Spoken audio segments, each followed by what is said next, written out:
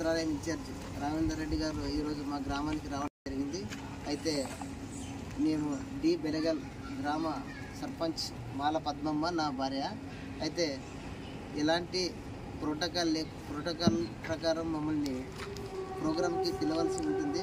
కాకపోతే మమ్మల్ని ఎలాంటి పిలుపు లేకుండా మమ్మల్ని దూరంగా పెట్టి ఈరోజు మంత్రాలయ ఇన్ఛార్జ్ రాఘవేందర్ రెడ్డి గారు ప్రోగ్రాం నిర్వహించడం జరిగింది. మేము అక్కడికి వెళ్ళి మేము గ్రామ సర్పంచ్ అయిన మేము దళితులైనందుకు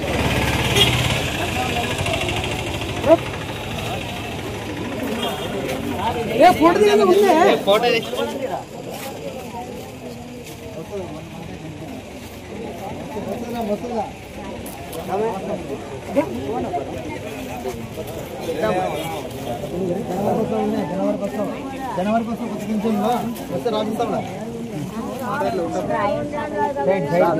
చెప్పాలి కదా చెప్పినాం కదా పనిచేస్తారా అంతకంటే నేనేమంటానంటే మాణిక్రాజు వైసీపీ పార్టీ సర్పంచ్ పక్కన పెట్టిన ప్రోగ్రామ్ చేశారు. మేము అంతకంటే దారుణం మా పార్టీలో ఉన్నామా ఆడున్నామా? మామూలు తెలుగుదేశం పార్టీలోనే కదా.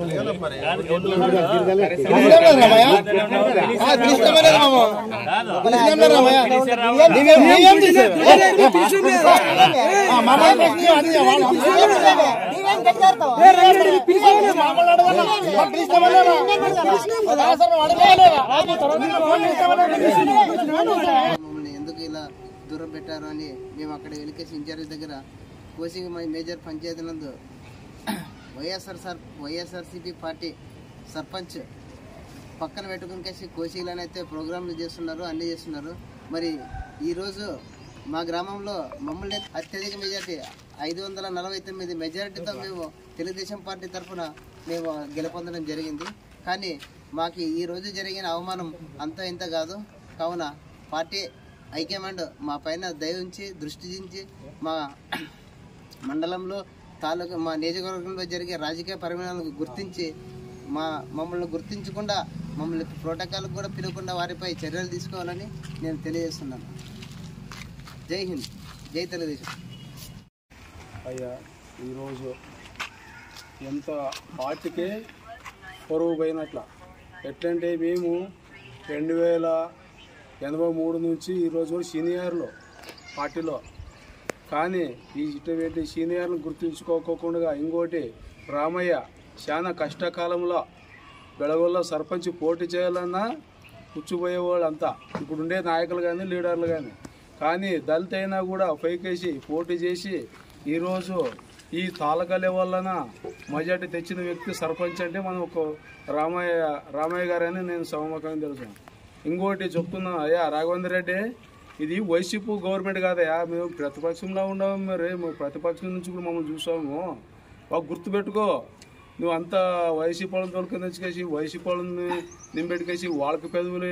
ఇది కాయగూర వ్యాపారం కాదు, లంచాల వ్యాపారం కాదు, ఇది ప్రజాస్వామ్యం. ఇది బాగా గుర్తుపెట్టుకో. మీరు ఇట్లే చేసుకుంటూ పోతే మేము ఊరుకునే పరిస్థితుల్లో లేదు. మేము చంద్రబాబు దృష్టిలోకి లోకేష్ దృష్టిలోకి పోయి మేము ఏం చేయాలో చేస్తాం. మా నాయకుడు అటువంటి సమస్య వరకు వద్దానికేసి మమ్మల్ని ఈ రోజు వరకు కొన్ని వేల మంది ఉన్నామయ్యా. మేము సీనియర్లు తిక్కారెడ్డి కోసము, టీడీపీ చంద్రబాబు కోసము గుర్తుపెట్టుకొని ఏదో కోశీలని ఏదో చేస్తున్నాను ప్రోగ్రామ్ అనుకుంటావు. కోశీలని ప్రచారం చేసుకోకుండా నింపడతావు. కానీ అది ఎందుకు చెప్తున్నా, మాకు సంస్కృతం ఏముందంటే మా పార్టీని మేము అవమానం చేసినట్లయితే మేము గుద్దాన్ని వరముచ్చుకొని ఊక ఉన్నామయ్యా. నీకేం భయపడి ఊకుండేలేము మేము కూడా. ఇదే చేయడం వైసీపీ వాళ్ళ దగ్గర చెయ్యి, నీకు తెలుస్తుంది కథ. వైసీపీ బాలనారెడ్డి దగ్గర పో, అట్లా అవమానం చేయవాడ, నీకు అక్కడ గ్రిప్ వస్తుంది. ఈడ అసలైన టీడీపీ వాళ్ళు నువ్వు దెబ్బ తీయడానికే నువ్వు ఇట్లా వచ్చిందంటే.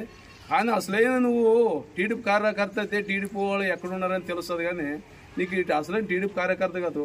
పోయినావు అదేదో ప్రజారాజ్యంలాగా పోయినావు, ఆడ కొద్దిగా డబ్బు కూడు పెట్టుకొని వచ్చినావు. మరి ఆశ వచ్చింది, ఆశించే మరి జగన్ ప్రభుత్వంని. మరి అక్కడ పోయినావు, అదేదో సెషెట్ చైర్మన్ తెచ్చి అక్కడి నుంచి డబ్బు కూడేసినావు. మరి నీ అదృష్టం కొద్దిగా మరి దీంట్లో తిగొట్టు వచ్చింది. మరి అది నీ అదృష్టం కొద్దిగా కూడేసి ఉంటావు. మేము ఇక్కడ ఆడుండేవాళ్ళు ఆడే ఉన్నాము. కానీ ఇది పాత టీడీపీలు ఎవరనేది గుర్తుపెట్టుకో. మేము 53 దినాలు నిరాహార దీక్ష ఉంది. కావాలంటే నీకు డేట్తో సహా చూపిస్తాం. మేము పార్టీ ప్రోగ్రాంలో ఇదేం కర్మ ప్రోగ్రామ్ అని ఎటువంటి ప్రోగ్రామ్ అయినా కూడా మేము అన్నింటిలో పాల్గొనే వాళ్ళే మేమంతా. కానీ అటువంటి వాళ్ళు నిలిచికేసి ఏదేదో చెత్త నాయకులను బట్టి ఇంకేసి చెత్త మాటలు ఇంకేసి మమ్మల్ని నెగ్లెక్ట్ చేసి ఇక్కడ ఎవరు భయపడేవాళ్ళు లేరు. ఇది గుర్తుపెట్టి ఇంకేసి మీరు రాజకీయం చేయడానికి మేము తెలియజేస్తున్నాం. జై చంద్రబాబు, జై లోకేష్. నా పేరు నాడిగేని మాదేవ, కోసి మండల తెలుగు యువత మండల ప్రెసిడెంట్ను. అయ్యా రాఘవేంద్ర రెడ్డి గారు 2019 నుండి 24 మధ్యలో తెలుగుదేశం పార్టీ కోసం కష్టపడిన కార్యకర్తలను నాయకులను గాలికి వదిలేసి గెలిచిన తర్వాత అధికారం కోసం వచ్చిన వైసీపీ నాయకులకు పట్టం కట్టడం పార్టీకు మీకు సిగ్గుచేటని ఈ సందర్భంగా నేను తెలియజేస్తా ఉన్నాను. అలాగే 19 నుండి 24 వరకు పార్టీ కోసం అనేక అవమానాలు భరించి కేసులు పెట్టించుకొని దెబ్బలు తిన్న వాళ్ళను వదిలేసి ఎవరైతే డబ్బులు ఇస్తారో వాళ్ళకే బుక్ కీపర్లు అయితేనేమి, ఫీల్డ్ అసిస్టెంట్లు అయితేనేమి, మధ్యాహ్న భోజన పథకం అయితేనేమి వాళ్ళకి ఇవ్వడం ఎంతవరకు సమంజసమని ఈ సందర్భంగా నేను అడుగుతా ఉన్నాను. అలాగే ఈరోజు జరిగిన ఈ సంఘటనను వాళ్ళు దళితులని వాళ్ళని చిన్న చూపు చూశారా లేదా మీకు అహంకారంతోనూ ఇలాంటి పనులు చేస్తున్నారని మేము తీవ్రంగా ఖండిస్తున్నాం. దీనిపైన దీన్ని పార్టీ దృష్టికి తీసుకెళ్లి పల్లా శ్రీనివాస్ గారైతేనేమి, మన యువ నాయకులు నారా లోకేష్ గారైతేనేమి వాళ్ళ దృష్టికి తీసుకెళ్లి ఈ సమస్యను పరిష్కరించేంత వరకు మేమందరూ పోరాడతామని తెలియజేస్తున్నాను. జై తెలుగుదేశం, జై చంద్రబాబు నాయుడు, జై లోకేష్ గారు. ఈరోజు రాష్ట్ర వ్యాప్తంగా ఎంతో ప్రతిష్టాత్మకంగా నిర్వహించేటువంటి ఎన్టీఆర్ భరోసా పెన్షన్ కార్యక్రమానికి మంత్రాలయ నియోజకవర్గానికి సంబంధించినటువంటి రాఘవేంద్ర రెడ్డి గారు దొడ్డి గ్రామానికి రావడం జరిగింది. అందులో భాగంగా దొడ్డి వెలగల్ గ్రామ సర్పంచ్ అయినటువంటి మాల పద్మమ్మ ఈరోజు అక్కడ వెళ్ళి పెన్షన్ కార్యక్రమానికి మేము కూడా రావాలి కదా అని ఒక ఉద్దేశంతో వెళ్తే అధికారులు నిర్లక్ష్యం వలన వీళ్ళని పిలవలేకపోయారు. ఎందుకు అధికారులు నిర్లక్ష్యం చేశారంటే మన ప్రభుత్వంలో దళితులకి చిన్న చూపు లేదు, మంచి చూపే ఉంది. కాకపోతే మన పరిస్థితులు ఏమంటే మంత్రాలయం నియోజకవర్గంలో విచిత్రమైన పరిస్థితులు నెలకొన్నాయి. దళితులైన వాళ్ళు 40% ఓట్లున్న దళితుల్ని ఎక్కడ కానీ ఏ గ్రామంలో కానీ పిలవకుండా కార్యక్రమాలు చేయడం జరుగుతుంది. కోసిక్ మేజర్ గ్రామ పంచాయతీలో అయితే ఇప్పుడు వాళ్ళ పెద్దల సమక్షంలో మాణికరాజు కూతురైనటువంటి సర్పంచ్ అయ్యమ్మ ఆధ్వర్యంలో పెన్షన్ కార్యక్రమంలో వీటికైతే పిలుస్తారు. కానీ అదే ప్రభుత్వానికి చెందినటువంటి మేము మాల పద్మమ్మను పిలవకుండా దారుణ పరిస్థితులు ఎదుర్కోవడం జరుగుతుంది. కష్టకాలంలో వైఎస్ఆర్సీపీలో అత్యధిక మెజార్టీతో గెలిపించుకున్న తెలుగుదేశం బలపరిచిన అభ్యర్థిని గెలిపించుకోవడం జరిగింది. గ్రామ ప్రజల దగ్గర అవమానం గురి చేయడము ఇది ఎంతవరకు మంచి విషయం కాదు. అధికారులారా, మీరంతా కోసింగ్ మండలంలో ఉండే అధికారులు, ఎంపీడీఓ కానీ, ఎంఆర్ఓ కానీ, అదేవిధంగా ఎస్ఐ కానీ, సిఐ కానీ మండలంలో ప్రోటోకాల్ పాటించి ఆయా గ్రామాల్లోనూ వాళ్ళకి విలువ ఇవ్వాలని, అదేవిధంగా దళితులు కొద్దిగా ఎస్సీ ఎస్టీలు రిజర్వేషన్ పరంగా ఎదిగిన వాళ్ళకు కూడా మీరు ఈ విధమైనటువంటి దారుణమైన పరిస్థితి తీసుకురావద్దండి. ఈరోజు మాల పద్మమ్మకు జరిగిన అవమానం మన పార్టీకే ప్రతిష్ట దెబ్బతీసే విధంగా ఉంది.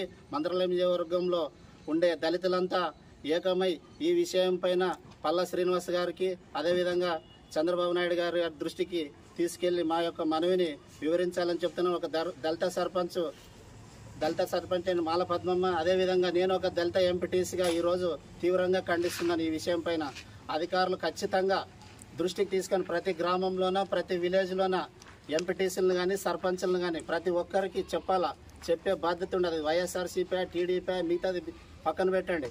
ఫస్ట్ ఆఫ్ ఆల్గా వాళ్ళకు ఉండే పదవికి విలువ ఇవ్వాల్సిందిగా నేను ఈ కార్యక్రమంలో తెలియజేస్తున్నాను.